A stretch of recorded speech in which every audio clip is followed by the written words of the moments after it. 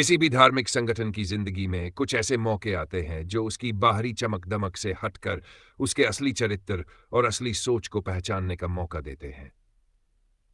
ऐसे वक्त में यह साफ समझ में आता है कि उस संगठन का खुद के बारे में क्या नजरिया है, उसकी सोच कैसी है, उसका मकसद क्या है, और जब कोई उससे असहमत होता है या चुनौती देता है तो उसका रवैया कैसा रहता है। ऐसे सच अक्सर पहले से ही उस संगठन के अंदर छुपे होते हैं, लेकिन ऊपर से दिखाई नहीं देते। कभी कभी ये उसकी कही गई बातों से बिल्कुल उल्टे होते हैं। ऐसे मौके पर जो सच्ची तस्वीर सामने आती है, उस संगठन के लोगों के दिमाग में जो छवि बनी हुई है उससे बहुत अलग होती है।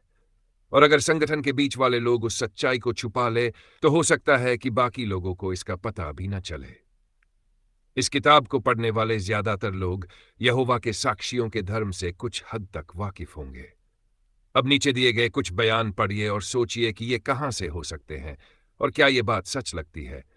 एक आम इंसान देख सकता है कि कोई संगठन अगर साफ साफ दिखे और उसका एक साफ मकसद हो तो वो किसी न किसी हद तक ताकतवर माना जाता है। इसलिए लोग उन संगठनों की इज्जत करते हैं जिनसे हम मास्टर की पुकार पर बाहर आ गए। लेकिन आम इंसान ये नहीं समझ सकता कि कुछ लोग जो किसी दिखने वाले संगठन से जुड़े नहीं हैं, वो कुछ कैसे हासिल कर सकते हैं। जब वो हमें देखते हैं तो उन्हें हम बिखरे हुए अजीब से लोग लगते हैं, अजीब तरह के लोग जिनके अजीब ख्याल और उम्मीदें हैं पर जिन्हें कोई खास अहमियत नहीं दी जाती। हमारे कप्तान मसीह के तहत जो सच्चे पवित्र लोग हैं, चाहे वो कितने ही कम क्यों न हो या दूर दूर क्यों न रहते हो, वो मसीह की आत्मा से विश्वास, उम्मीद और प्रेम में एक साथ जुड़े हुए हैं और अपने मालिक के हुक्म को मानते हुए सब एकजुट होकर उसके मकसद को पूरा करने के लिए आगे बढ़ रहे हैं। लेकिन याद रखो, खुदा को भीड़ की जरूरत नहीं होती। देखो न्यायियों की किताब। हम हमेशा ये कहने से इनकार करते हैं कि हमें किसी और नाम से बुलाया जाए, सिर्फ मसीही नाम ही हमें मंजूर है। हम लगातार यही मानते हैं कि जो लोग मसीह की आत्मा और उदाहरण के अनुसार चलते हैं उनमें कोई बंटवारा नहीं हो सकता। संगठन से सावधान रहो, ये पूरी तरह से गैर जरूरी है। बाइबल के नियम ही काफी है। दूसरों के जमीर को अपने हिसाब से डालने की कोशिश मत करो और किसी को अपना जमीर अपने हिसाब से डालने मत दो। आज तुम जितना खुदा के वचन को समझ पा रहे हो उतना मानो और उस पर चलो, और हर दिन अनुग्रह, ज्ञान और प्रेम में बढ़ते जाओ। लोग हमें किसी भी नाम से बुलाएं, हमें फर्क नहीं पड़ता। हम सिर्फ एक नाम को मानते हैं, जिस नाम को खुदा ने आसमान के नीचे इंसानों को दिया है, यानी ईसा मसीह। हम खुद को सिर्फ मसीही क्रिश्चियंस कहते हैं और हम अपने और दूसरों के बीच कोई दीवार नहीं खड़ी करते अगर वो उस नींव पर विश्वास रखते हैं जो पौलुस ने बताई थी। मसीह हमारे पापों के लिए मरा, जैसा कि धर्म ग्रंथ में लिखा है। और जिनके लिए ये काफी नहीं है, उन्हें मसीही कहलाने का कोई हक नहीं। अगर आज के जमाने में किसी यहोवा के साक्षी से ये बातों के बारे में राय पूछी जाए तो ज्यादातर लोग इन्हें भटके हुए स्रोत से आई बातें मानेंगे। लेकिन असली स्रोत है पुराने समय की वॉच टावर मैगजीन। इन बयानों में जो सिद्धांत बताए गए थे उन्हें ठुकरा देना और छोड़ देना उस बड़े बदलाव का हिस्सा थे जिसमें एक ऐसा समुदाय जो शुरू में बिना किसी दिखने वाले संगठन के आपस में स्वतंत्र जुड़ा हुआ था, धीरे धीरे एक बहुत केंद्रीकृत संगठन में बदल गया। उस संगठन ने अपने लिए एक खास नाम अपना लिया और यह दावा भी किया कि सिर्फ वही सही मायनों में मसीहीन है। यह बदलाव कई दशक पहले हो गया था, लेकिन उस वक्त जो ढांचा बना वो आज भी वैसा ही है और पूरी तरह से नियंत्रण में है। क्राइसिस ऑफ कॉन्शियंस किताब में जो घटनाएं और हालात बताए गए हैं वो भी एक निर्धारण वाला पल, डिफाइनिंग मोमेंट दिखाते हैं, लेकिन ये सब नए जमाने का है। बहुत से लोगों को शायद ये उतना ही अनजाना लगे जितना ऊपर बताया गया पुराना वॉच टावर मैगजीन का उद्धरण। इस चौथे संस्करण में जो सबूत दिए गए हैं वो ये बताते हैं कि उस दौर की घटनाओं का असर आने वाले सालों में और यहां तक कि इस 21वीं सदी तक भी बना रहा है। वक्त बीत जाने से उनकी अहमियत कम नहीं हुई बल्कि और ज्यादा बढ़ गई है। इसने उस समय की तस्वीर को और भी मजबूत ढंग से सामने लाया है और यह दिखाया है कि इसका लोगों की जिंदगी पर क्या असर पड़ा। उसी निर्धारण वाले दौर के संदर्भ में आज की सच्चाई को देखा जा सकता है। एक ऐसी सच्चाई जो जितनी जरूरी और गहरी उस समय थी उतनी ही आज भी है। देखिए, वॉच टावर मैगजीन, मार्च 1893, फरवरी 1894 और 5 सितंबर 1895। असली सामग्री की फोटोकॉपी देखने के लिए देखें किताब in search of Christian freedom, page and press, Atlanta 1999। जब कोई इंसान ऐसे खतरे में हो जिस बारे में उसे जरा भी शक न हो, या जब उसे धोखा देने वाले लोग ही उसके अपने माने हुए दोस्त हो, तो क्या उन्हें आगाह करना बेरुखी कहलाएगी? हो सकता है कि वो उस चेतावनी पर भरोसा न करें, शायद उन्हें बुरा भी लगे, लेकिन क्या इससे किसी की नैतिक जिम्मेदारी खत्म हो जाती है कि वो चेतावनी न दे? वॉच टावर मैगजीन, 35 जनवरी 1970 जी। जिंदगी का कोई भरोसा नहीं, और जब इंसान मरता है तो उसके साथ उसकी जानकारी और अनुभव भी चले जाते हैं, जब तक कि वो उन्हें जीते जी किसी और तक पहुंचा न दे। इस किताब में जो कुछ भी लिखा है वो एक जिम्मेदारी के एहसास से लिखा गया है, उन लोगों के लिए जिन्हें मैं दिल से चाहता हूं। सच्चे दिल से कह सकता हूं कि इस किताब का मकसद तकलीफ देना नहीं, बल्कि मदद करना है। अगर इसमें से कुछ बातें पढ़ने में तकलीफ देती हैं तो उन्हें लिखना भी आसान नहीं था। उम्मीद है कि पाठक ये समझ पाएंगे कि सच्चाई की तलाश कभी भी आस्था को खत्म करने वाली नहीं होती, बल्कि जो कोई सच्चाई को जानने और थामे रखने की कोशिश करता है उसकी आस्था और भी मजबूत होती है। जो लोग इसे पढ़ेंगे वो इसके साथ क्या करेंगे, ये पूरी तरह उनका खुद का फैसला है। कम से कम इतना जरूर कहा गया है और एक नैतिक जिम्मेदारी पूरी कर दी गई है। प्राइस ऑफ कॉन्शियंस, जमीर की कीमत। चाहे हम माने या ना माने, नैतिक चुनौती, चैलेंज हर इंसान की जिंदगी को छूती है। ये जिंदगी की कड़वी मीठी सच्चाइयों में से एक है जिससे कोई भी पूरी तरह बच नहीं सकता। इसका असर हमें अमीर भी बना सकता है और अंदर से खोखला भी। ये तय करता है कि हमारे जान पहचान वालों से हमारे रिश्ते असल में कितने गहरे और सच्चे हैं। सब इस बात पर निर्भर करता है कि हम इस चुनौती का सामना कैसे करते हैं। चुनाव हमारा है, और ये चुनाव शायद ही कभी आसान होता है। हम चाहे तो अपने जमीर को एक तरह के आराम के खोल में लपेट सकते हैं, जैसे कि सब कुछ ठीक है, और बिना कुछ बोले बस बहती गंगा में हाथ धोते रहें। अंदर जो हलचल है उसे नजरअंदाज कर सकते हैं। जब कोई मुद्दा सामने आता है तो हम साफ तौर पर कह सकते हैं, मैं इसमें हिस्सा नहीं लूंगा, दूसरों को फर्क पड़े तो पड़े, मुझे क्या। कुछ लोग तो पूरी जिंदगी इसी तरह नैतिक रूप से बैठे बैठे गुजार देते हैं, लेकिन जब जिंदगी का आखिरी पड़ाव आता है तब शायद वही इंसान अंदर से ज्यादा सुकून महसूस करता है, जो कह सकता है, कम से कम मैंने किसी बात के लिए तो स्टैंड लिया, बजाय उसके जिसने कभी किसी बात के लिए स्टैंड ही नहीं लिया। कभी कभी हमें लगता है कि आज के जमाने में गहरी सोच और पक्के इरादों वाले लोग शायद गायब होते जा रहे हैं। ऐसे लोग जो पहले हुआ करते थे अब तो सिर्फ किताबों में पढ़ने को मिलते हैं। जब दाम छोटा हो तो अच्छे जमीर से काम लेना आसान होता है, लेकिन जैसे जैसे दाम बड़ा होता है कीमत ज्यादा चुकानी पड़ती है। तब नैतिक सवालों को सुलझाना मुश्किल हो जाता है। उस वक्त एक सही फैसला लेना और उसका नतीजा झेलना आसान नहीं रहता। जब कीमत बहुत बड़ी हो तो हम जिंदगी के असली मोड़ पर खड़े हो जाते हैं, जहां एक नैतिक संकट हमारे सामने होता है। यह किताब ऐसे ही एक संकट की कहानी है कि लोग इस हालात का सामना कैसे कर रहे हैं और इसका उनकी जिंदगी पर क्या असर हुआ है। मानते हैं कि जिन लोगों की बात इस किताब में की गई है उनके किस्से शायद किसी वाइक्लिफ के ट्रायल जितने नाटकीय नहीं है, ना ही टिंडेल की तरह रोमांचक और ना ही सर्वेट्स की तरह भयावह जिसे जिंदा जला दिया गया था, लेकिन उनकी जद्दोजहद और तकलीफ अपने तरीके से कम भी नहीं है। शायद वो लूथर जितने जोश से बात ना कर सके, लेकिन उन्होंने भी उसी तरह का स्टैंड लिया जैसा लूथर ने उन सेवेंसिव लोगों के सामने लिया था। जब तक मुझे बाइबल की गवाही या साफ तर्क से यकीन नहीं हो जाता, क्योंकि मैं न पोप की बात मानता हूं न ही किसी परिषद की, क्योंकि ये अक्सर गलत साबित हुए हैं, मैं बाइबल की बातों से बाधा हूं और मेरा जमीर खुदा के वचन के सामने झुका हुआ है।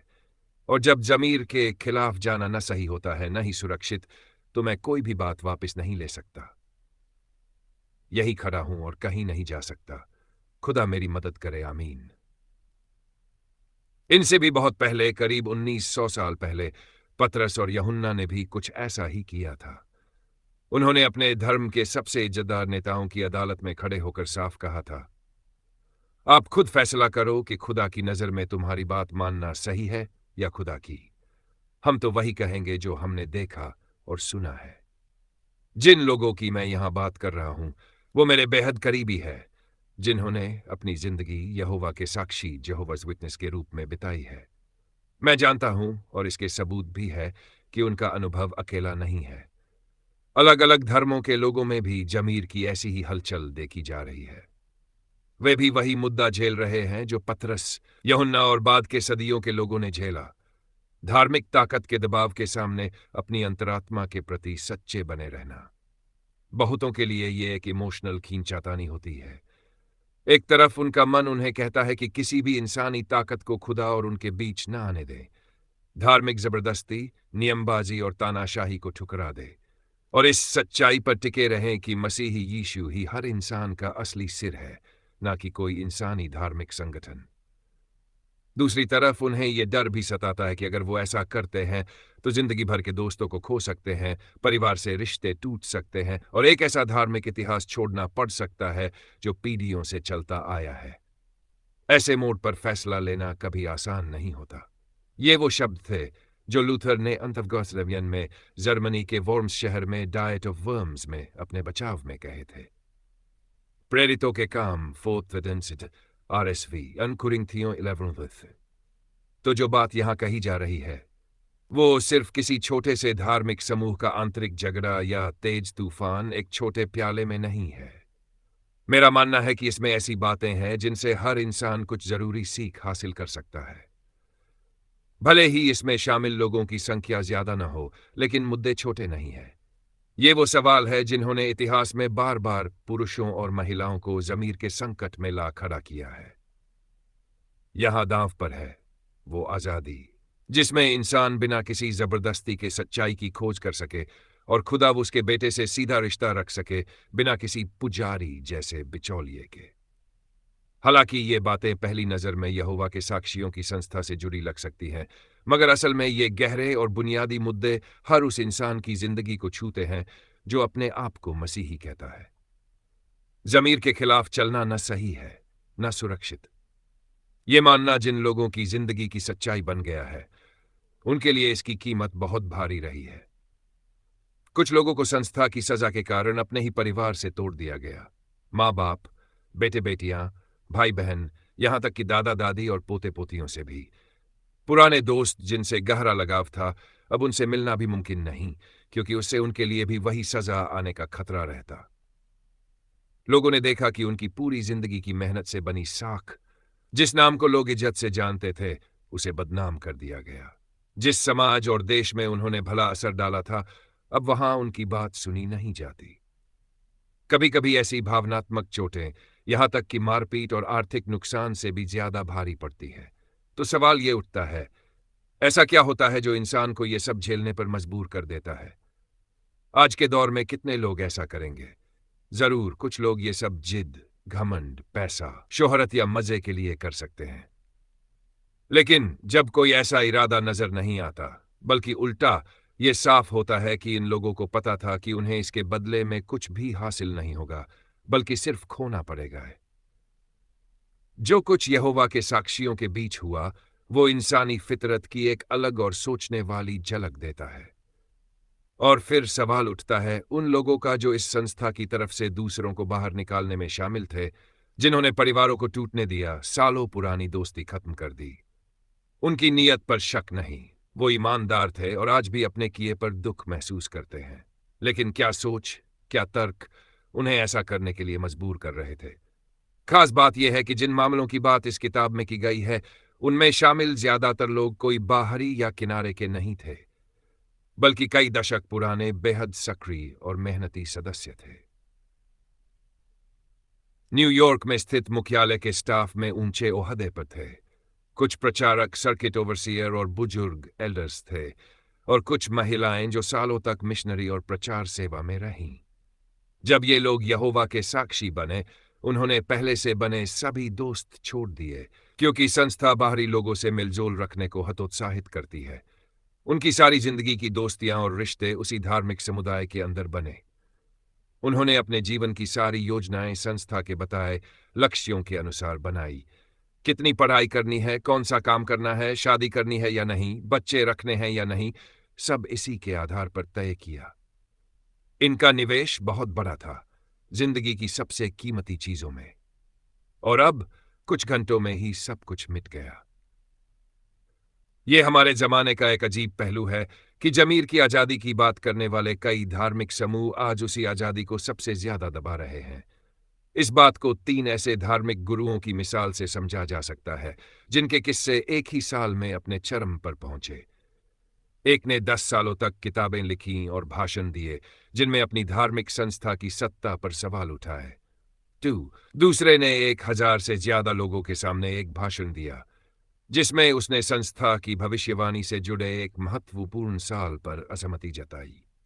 तीसरे ने कभी कोई सार्वजनिक बयान नहीं दिया, सिर्फ कुछ करीबी दोस्तों से अपने विचार साझा किए। फिर भी हैरानी की बात यह है कि इन तीनों लोगों के साथ उनकी अपनी धार्मिक संस्थाओं ने जो सख्त रवैया अपनाया, वो उनके किए गए काम की गंभीरता के बिल्कुल उल्टे अनुपात में था। और सबसे कठोर सजा वहां से आई जहां से सबसे कम उम्मीद थी। पहले व्यक्ति है रोमन कैथोलिक पादरी हांस क्यूंग, जो वेस्ट जर्मनी की ट्यूबिंगन यूनिवर्सिटी में प्रोफेसर थे। उन्होंने 10 साल तक खुलकर पोप और बिशप परिषदों की अदोष्यता जैसे सिद्धांतों की आलोचना की। आखिरकार माइंटाइन अटी में वेटिकन ने उनकी कैथोलिक धर्मशास्त्री की मान्यता छीन ली, लेकिन वे फिर भी पादरी बने रहे, यूनिवर्सिटी में पढ़ाते रहे, और उनके लेक्चर सुनने वाले पादरी छात्रों को चर्च की कोई सजा नहीं दी गई। हां, उन्हें अकादमिक क्रेडिट नहीं मिलता। दूसरे व्यक्ति हैं डेसमंड फोर्ड, ऑस्ट्रेलिया में जन्मे सेवेंथ डे एडवेंटिस्ट चर्च के प्रोफेसर। कैलिफोर्निया के एक कॉलेज में उन्होंने करीब 1000 लोगों की सभा में चर्च की ट्लॉल्साटेसर की भविष्यवाणी पर सवाल उठाए। इसके बाद चर्च ने उन्हें 6 महीने का समय दिया ताकि वे अपनी सफाई तैयार कर सके।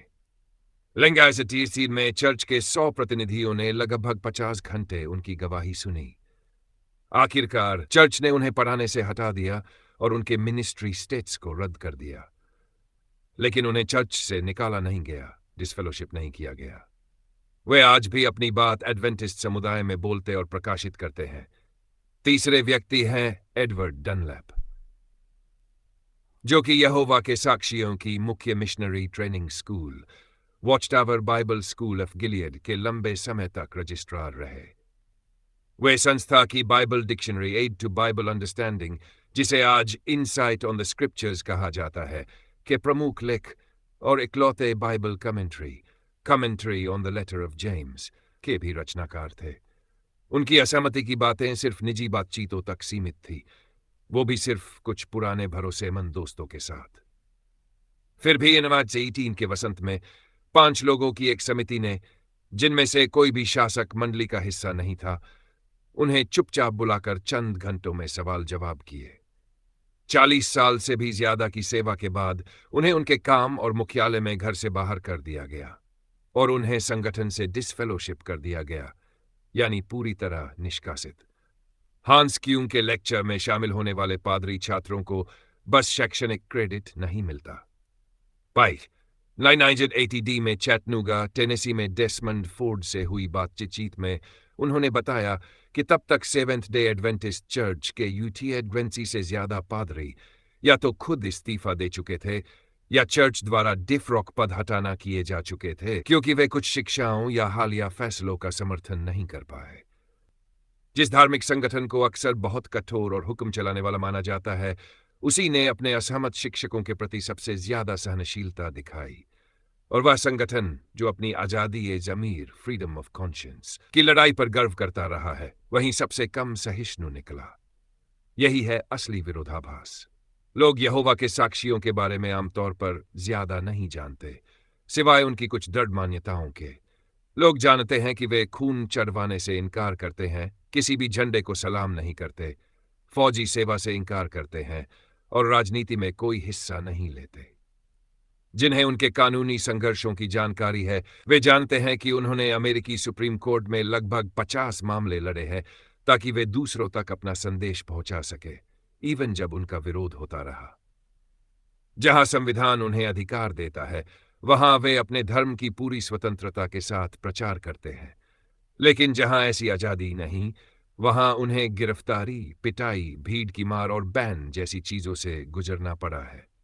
तो फिर ये कैसे हो सकता है कि उसी संगठन में आज कोई सदस्य अगर संगठन की कुछ बातों से अलग राय रखता है, तो उसे लगभग तय रूप से एक धार्मिक न्यायिक प्रक्रिया का सामना करना पड़ता है? और अगर वह अपनी बात वापस नहीं लेता, तो उसे बाहर कर दिया जाता है? जो लोग ये फैसले करते हैं, वे इस विरोधाभास को कैसे समझाते हैं? सवाल ये भी है, क्या जुल्म सहना या पिटाई झेलना वाकई ज़मीर की सच्ची आस्था का सबूत है? या क्या ये महज इसलिए होता है क्योंकि संगठन की बात नहीं मान बहुत भारी सजा लाता है और लोग बस उससे डरते हैं? कुछ कहेंगे, मामला इतना आसान नहीं है, इसमें और बातें भी हैं। जैसे धार्मिक एकता बनाए रखना जरूरी है, या गलत भटकाने वाली शिक्षा फैलाने वालों से लोगों को बचाना चाहिए, या धार्मिक नेतृत्व का सम्मान जरूरी है। और ये बातें सच भी है। इनको नजरअंदाज करना एक अंधा और असंतुलित नजरिया होगा, क्योंकि आजादी का दुरुपयोग बेअंत जिम्मेदारीहीनता, गड़बड़ी और अंत में अराजकता में बदल सकता है। सहनशीलता कभी कभी बस फैसले न लेने का बहाना बन जाती है। यहां तक कि प्रेम भी अगर संतुलन से बाहर हो जाए तो सिर्फ भावुकता बन जाता है, जिसके नतीजे क्रूर हो सकते हैं। लेकिन जब आध्यात्मिक मार्गदर्शन ही मानसिक नियंत्रण और धार्मिक तानाशाही बन जाए, तब क्या? जब एकता और व्यवस्था सिर्फ आंख मूंद कर मानो वाली आज्ञाकारिता में बदल जाए, तब क्या? जब नेतृत्व का आदर एक ऐसी गुलामी बन जाए जहां इंसान खुद परमेश्वर के सामने अपनी जिम्मेदारी से मुंह मोड़ ले, तब क्या? इन सवालों से बचा नहीं जा सकता। अगर इन पर ध्यान न दिया गया तो पूरा मामला एक तरफा और विकृत हो जाएगा। आगे आने वाले पन्नों में यह किताब बहुत ही साफ और मार्मिक ढंग से दिखाती है कि ऐसा जब होता है तो इंसानी रिश्तों पर क्या असर पड़ता है और कैसे लोग एक ही पक्ष को पकड़कर चरम सीमाओं तक चले जाते हैं। लंजायत के दशक में जिस संगठनात्मक स्वभाव और आत्मा का प्रदर्शन हुआ, वही 1999 सीड में भी बना रहा और साल 2000 में भी वैसा ही रहा। शायद सबसे बड़ी सीख यह है कि यही सब बातें हमें यीशु मसीह और उनके प्रेरितों के समय की बुनियादी सच्चाइयों को समझने में मदद कर सकती हैं। और हम ये भी समझ सकते हैं कि कैसे और क्यों उनकी सीधी सादी शिक्षा और आदर्शों से इतनी तेज और इतनी खामोश दूरी बन गई, इतनी जल्दी और इतनी आसानी से। और जिनका धर्म यहोवा के साक्षियों से अलग है, वे भी शायद जल्दबाजी में उनको जज न करें, बल्कि पहले खुद से सवाल पूछे, क्या मेरी अपनी धार्मिक व्यवस्था में भी ऐसी ही चीजें हैं? क्या वहां भी ज़मीर की आवाज दबाई जाती है? इन सवालों के जवाब सिर्फ कुछ लोगों के अनुभव जानने से नहीं मिलेंगे। हमें उस धार्मिक व्यवस्था की गहराई में उतरना होगा, उसकी शिक्षा, नियंत्रण, नेतृत्व की बनावट और इतिहास को समझना होगा। तभी हम असली कारण पहचान सकेंगे कि धार्मिक टकराव क्यों होते हैं और क्या करना होगा अगर हम सच्चे मन से परमेश्वर के बेटे के अनुयायी बनकर शांति और भाईचारे की एकता का अनुभव करना चाहते हैं।